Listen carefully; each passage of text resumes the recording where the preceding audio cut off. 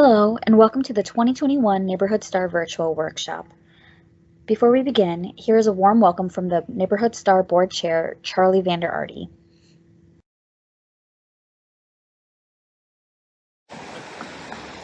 Hello, and welcome to the Neighborhood Star Board Orientation Workshop. I am Charlie Vander Arty, 15-year resident of St. Paul and chair of the Neighborhood Star Board. On behalf of the full Star Board, which is made up of St. Paul resident volunteers, thank you for your interest in applying to the city to support your dreams and make the city a more vibrant place to live, work, and visit. I am here in District del Sol on the west side between two Neighborhood Star recipients, La Clinica Community Health Center and El Burrito Mercado. Just a 3-minute walk from here, you'll find City Star investments in Wabasha Brewing, Nicholson Tax Service, and 2 upcoming restaurants.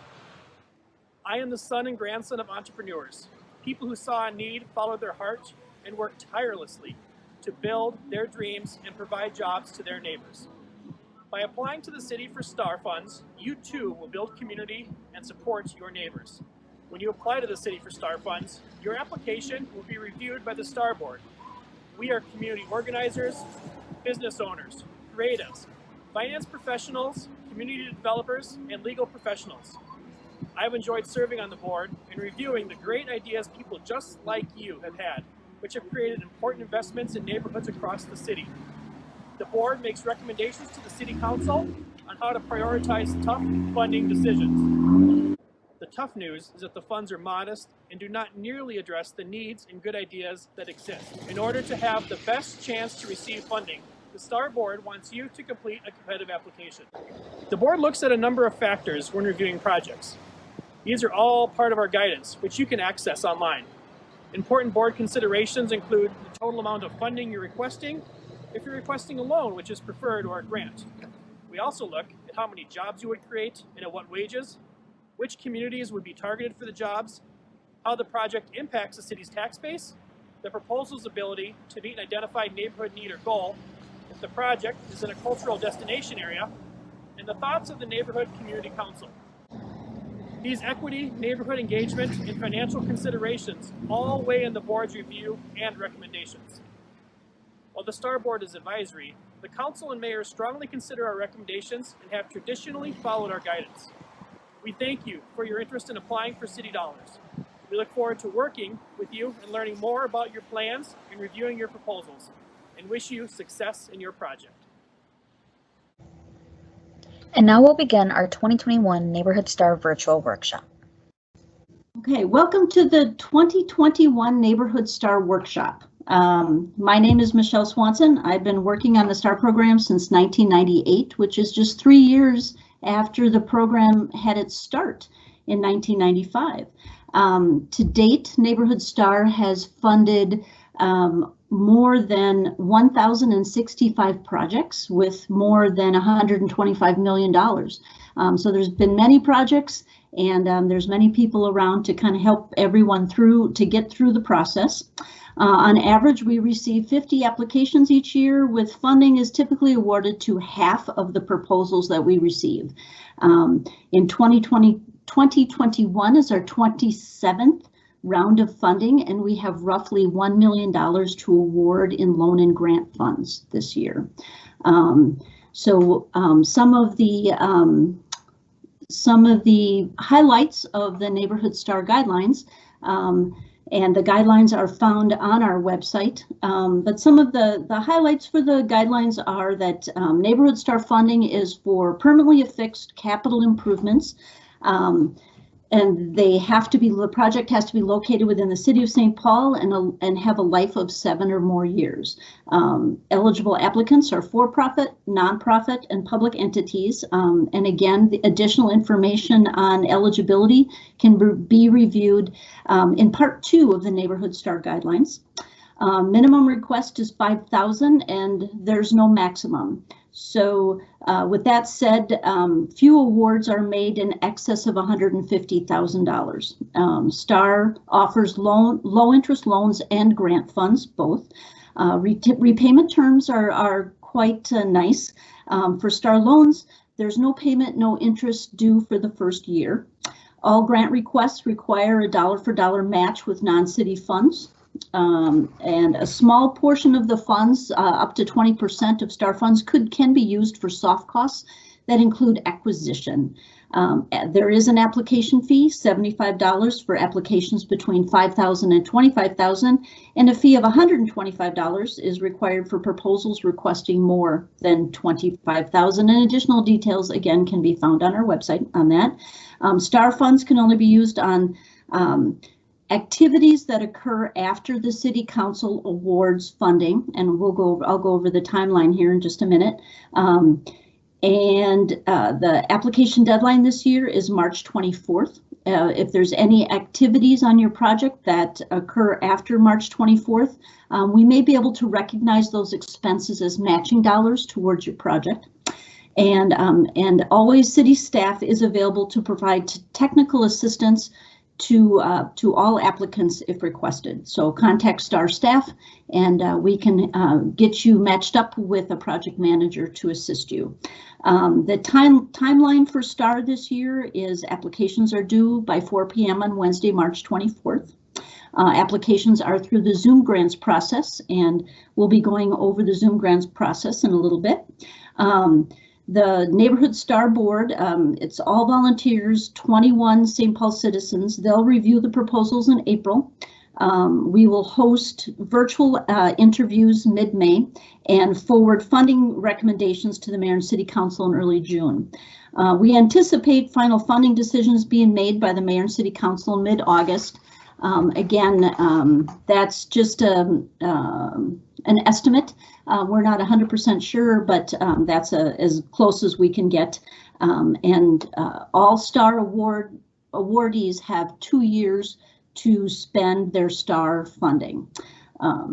So one of the issues that we want to bring up is that STAR recipients, we caution you not to move forward with your project until compliance and funding requirements are fully understood. And so to assist with this piece of our STAR puzzle, we have a few presenters who are experts in their field and will give an overview of the different areas of compliance. So first on the list would be affirmative action, and we have Yia Tao.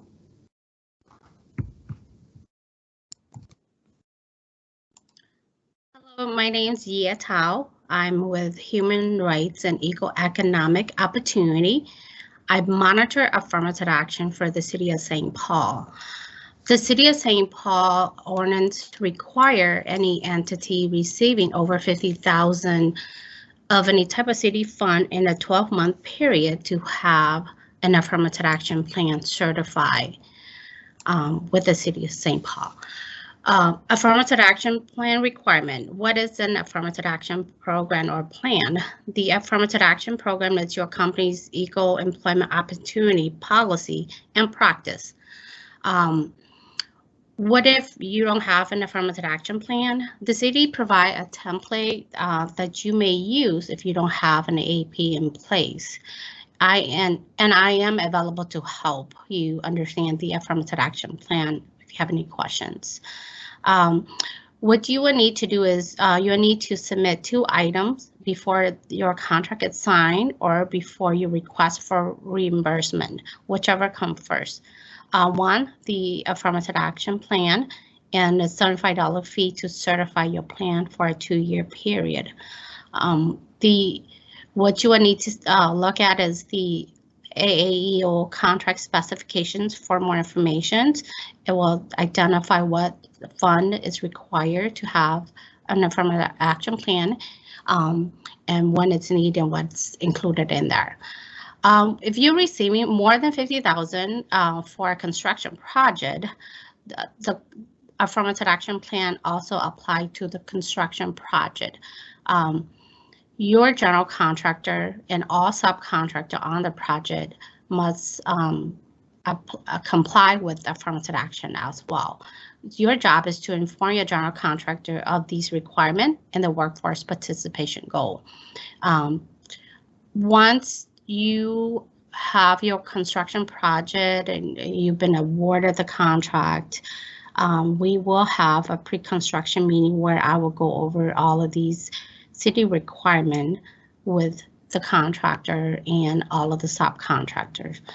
For the construction project, the city has a goal of 32% minority participation goal and 20% female participation goal on the project. Again, these are good faith effort, and I will go over these with you and your contractor once the project is ready to start. The workforce participation goal contractor information will also be attached here, where you can look at it, review for your information, share with your general contractor. And again, I'm always available for questions if you have any of them. Thank you. Thank you, Nagia. Appreciate that. Next will come Alex Dumke. I hope I presented that or pronounced that correctly, with labor standards. Thank you, Michelle. Prevailing wage is a city ordinance that sets a minimum wage for construction workers. Prevailing wage is going to apply to projects that involve construction work where the total project cost is at least $25,000 and the city is providing any subsidy. As a STAR awardee, you will need to ensure compliance with prevailing wage requirements on your project. You will need to consider prevailing wage requirements in your project scope and ensure contractors are aware of the requirements. Because the city is providing public money for your project, the city wants to make sure the construction workers on your project will be paid an hourly wage reflective of a typical plumber, carpenter, electrician, etc. in St. Paul. To that effect, the city requires all construction workers on your project to be paid at least the amount listed in what's called a wage decision. The wage decision is published by the state and includes a list of all construction trades along with the minimal hourly rate your contractors will need to pay their workers. If you are awarded STAR money, we will eventually meet with you and provide a wage decision specific for your project.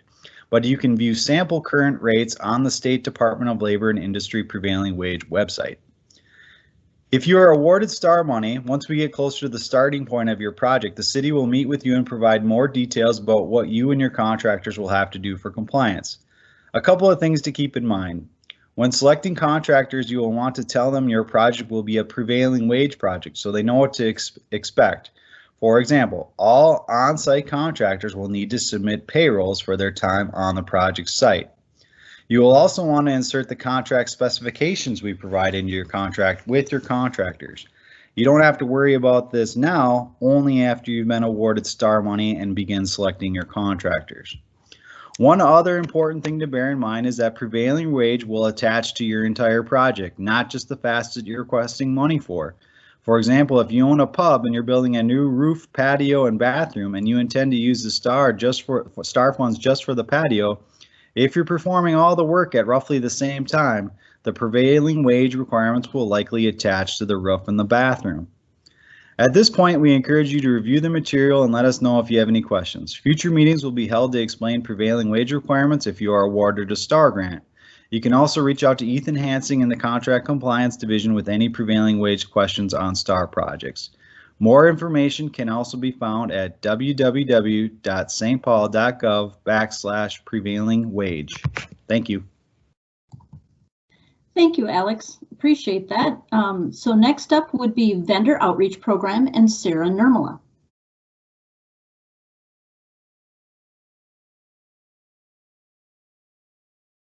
All right. Hi, I'm Sarah Nirmala. I monitor the Vendor Outreach Program for the City of St. Paul.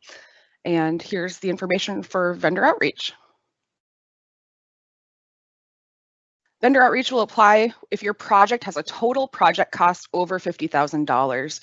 So even if you receive $1 from the city and your total project is over $50,000, Vendor Outreach will apply. The Vendor Outreach is a business inclusion program. Its goal is to engage small and local businesses on your contracts. There's a 25% overall business goal, and there's sub goals of 5% of minority-owned businesses, 10% women-owned businesses, and 10% small businesses. Those businesses must be certified by the CERT program to count towards your vendor outreach goals. The reporting requirements for this will be discussed at either your pre-bid or your pre-construction meeting, which is scheduled by your project manager. So your responsibilities for the vendor outreach program are to access the CERT directory, and that's the websites listed there. You should reach out to certified businesses for each scope of work, supply, or service. So basically anybody that you are paying for work on your job or procuring supplies, you should be reaching out to certified businesses first. And then keep records of the vendors that you reach out to, what their bids are, or if they respond to the bid, and what those responses are. Basically, I want to be able to see showing your work for why you chose the vendors you did. And then also be sure to include the VOP specs, the contract specifications, with all of your subcontracts. Even if VOP doesn't apply to your project, you can still use the cert list or directory to find small and local vendors. So that list is available to you for any time, for any reason, whether you're receiving city funds or not. The cert directory is a resource that's available to you. And if you are a small and local business, you can become cert certified. Certification is free. And if you would like to become certified, reach out to the CERT program directly. And there's my contact information. Thank you. Thank you, Sarah. I appreciate that. Next up is Jenny Wolf and presenting on the business subsidy and living wage initiatives. Jenny?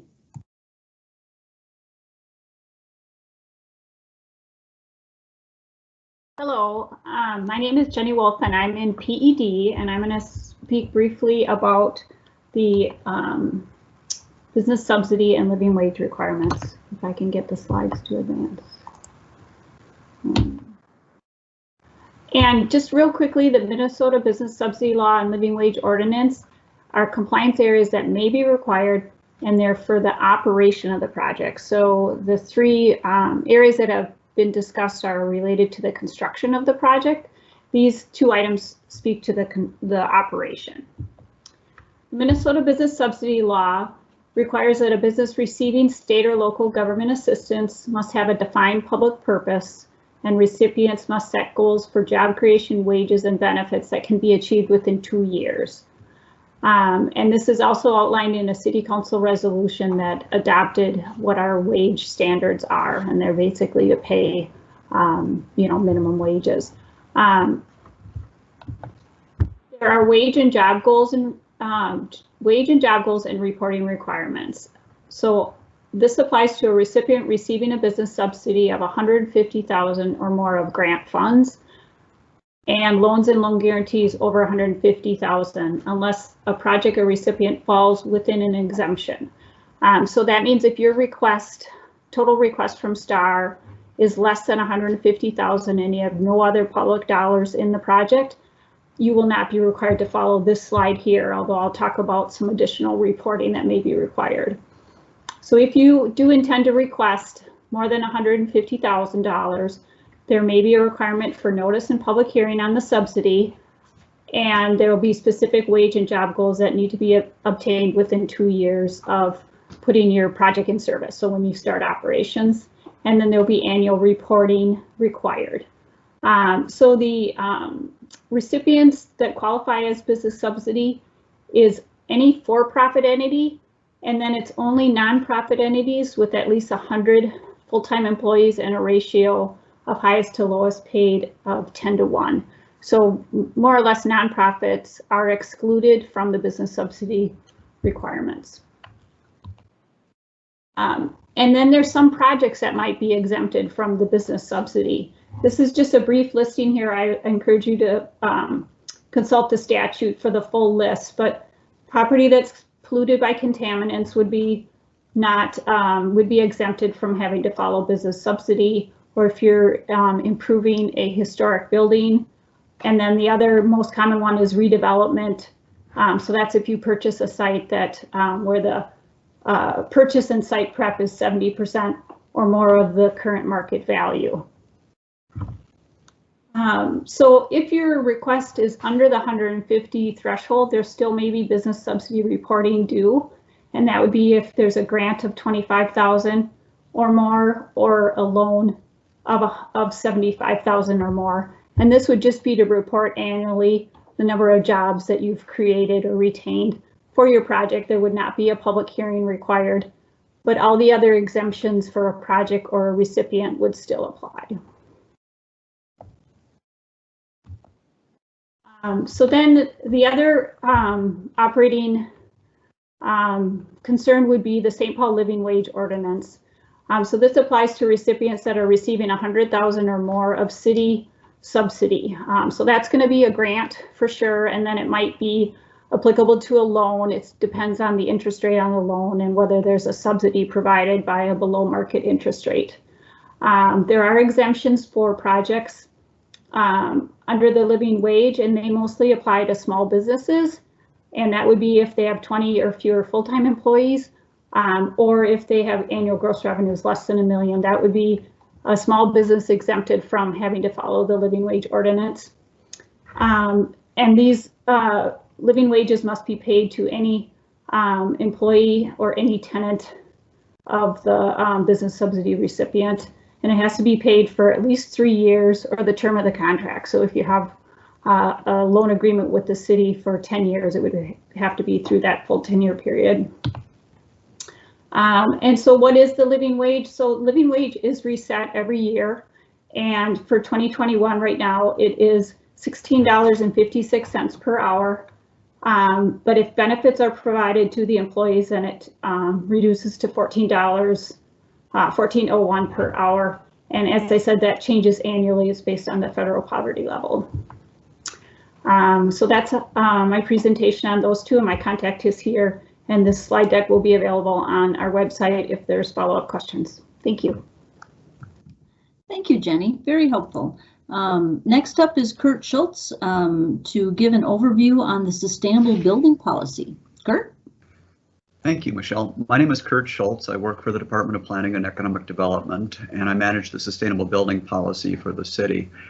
Mayor Carter and city council members are committed to reducing the environmental footprint of the city of St. Paul, and they do that through adopting policies and practices that result in reduced carbon emissions as well as other environmental benefits.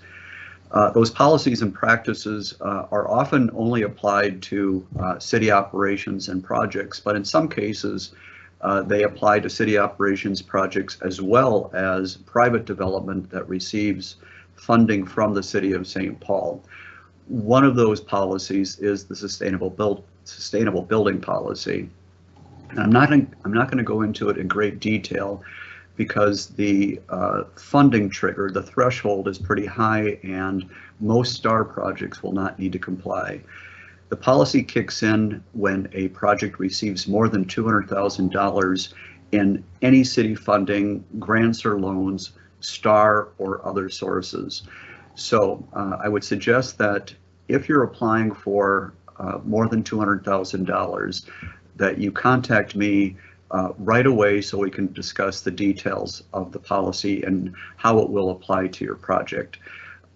It's one of those policies that is much easier and much less costly to begin applying early in the design process rather than waiting until later in the process when you're trying to backfill the requirements. And so please do contact me in the near future if you plan on applying for more than $200,000. Thank you. Thank you, Kurt. Good advice, and that's good advice for all the presenters. Is it's better to get them involved earlier rather than later in your project or in your process.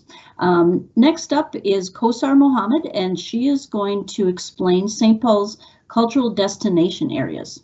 Kosar? Thank you, Michelle. My name is Kosar Mohammed. I currently serve as a project manager for the Planning and Economic Development Department, supporting the Cultural Destination Areas Initiative. The City of St. Paul's Cultural Destination Areas Initiative is a place-based economic development and building strategy that builds upon the area's cultural assets to create a compelling, authentic destination for residents and visitors to eat, shop, play, learn, and engage with one another. The City of St. Paul's cultural destination areas seek to invest in projects that are focused on investments that have not been previously made in certain markets, A designated cultural destination area will have a cultural identity or several culturally based identities, and organizations and businesses alike involved in the initiative will have a focus on celebrating cultural identities and the arts as an inclusive economic development strategy. The City of St. Paul seeks to see Neighborhood Star projects that celebrate the city's cultural diversity, especially within the identified pilot cultural destination areas, which you will see on the screen. We have the North End, Near East Side, Historic Rondo, Little Mekong, Little Africa, District del Sol, as well as West 7th and Shepherd Davern. We seek to support projects that are highly visible physical investments that signal to passersby that there is something culturally interesting happening in this area, a reason to stop by, explore, spend money, and establish connections. Examples of this could include murals, signage, district gateways, art benches, and bike racks, storefront improvements, and other investments that demonstrate the cultural identity and vibrancy of the businesses in the area and draw in new customers. Thank you. Thank you, Kosar. It's always nice to have reasons to visit and bring folks back into St. Paul. So it's a wonderful initiative. And then next on the agenda is Nancy Vang, and she's going to explain the Zoom Grants application form. Nancy. Hi, everybody. My name is Nancy Vang, and I am a project management technician in the Planning and Economic Department. And I assist Michelle with the Neighborhood Star program. And today I'll be sharing with you guys how to navigate through Zoom Grants as you're filling out your application. To get to the application, you'd need to go to the city's Neighborhood Star webpage, and on February 11th is when applications open, so that's when a link will be provided for you to apply to the program. When you click on that link, you'll be taken to the city's Zoom Grants page, and it will look something similar to this. In order to apply, you need to either log into your already existing Zoom Grants account, and if you don't have one, then you'll want to create one. And you can easily do that on that same page. On the right side there, you'll see where it says New Zoom Grants Accounts. That's where you would create your new account. And once you've done that, once you've logged in or you've created your account, then you'll want to click Apply for the correct program. So this Zoom Grants page is not just for Neighborhood Star. There are other programs as well, so you want to make sure that you are selecting the application for the Neighborhood Star program. When you're working on your Zoom Grants application, there are different roles that are assigned. So whoever creates the account that will be used to apply for the program, that person is assigned the role of applicant, and this person has the ability to work on the application, archive it, delete it, submit it. It also can assign access to other people to work on it, so collaborators. And when you're creating your account or the account that you're using, should be the one account for your organization or your business. Try not to create more than one applicant email for your Zoom Grants account, because the reason for that is so that we can keep track of all of your applications from the past until now and future. And so if you get locked out of your account, or whoever was in charge of the account before is no longer part of your organization, you'll want to reach out to Zoom Grants to get that information. They can transfer the account to you. You'll just have to follow whatever steps they give you to do that. Collaborators are people who the applicant invites to work on the application. They cannot delete the application, they can't submit the application, but they can work on the application if the applicant gives them that access. So they can restrict your access to various parts, like maybe you're only going to be working on the budget part, or maybe you're only going to be working on answering the questions. So the applicant has the ability to give that kind of access. And so if you're not sure who should be the applicant and who should be a collaborator, let us know and we can help you determine that. Additional contacts are people who you would list in your application as needing notification of like the progress of your application, or any communication that we send out, they would also receive that communication as well. I have Zoom Grants contact information listed here. They can be reached by email or by phone, and if you have any kind of technical issue, they're the ones who you will want to reach out to. If you're having trouble getting into your account, they're the ones who you would want to reach out to. As you're filling out your application, you don't need to worry about saving your responses. Your work will automatically be saved as you click to the next question. You'll see like a saving message flashing, and once it's saved, then you can start filling out the next question. And you don't have to finish your application in one sitting. You can log out and come back in as many times as you need to finish your application. Do keep in mind that you cannot submit your application if you didn't answer all of the required questions, or if you didn't upload something for all of the required documents. And if you've submitted your application, but you need to make changes to it after you've already submitted, contact STAR staff, so contact me or Michelle, and we can open up your application again for you to make any edits that you want to make. So like I said before, the application's open on February 11th, so that's when the link to the application will be made available, and you'll be able to get to that from the city's Neighborhood Star webpage. You'll log into your Zoom Grants account or create an account to start an application. You'll complete and submit it, but we recommend that you start early and you finish early and you submit early.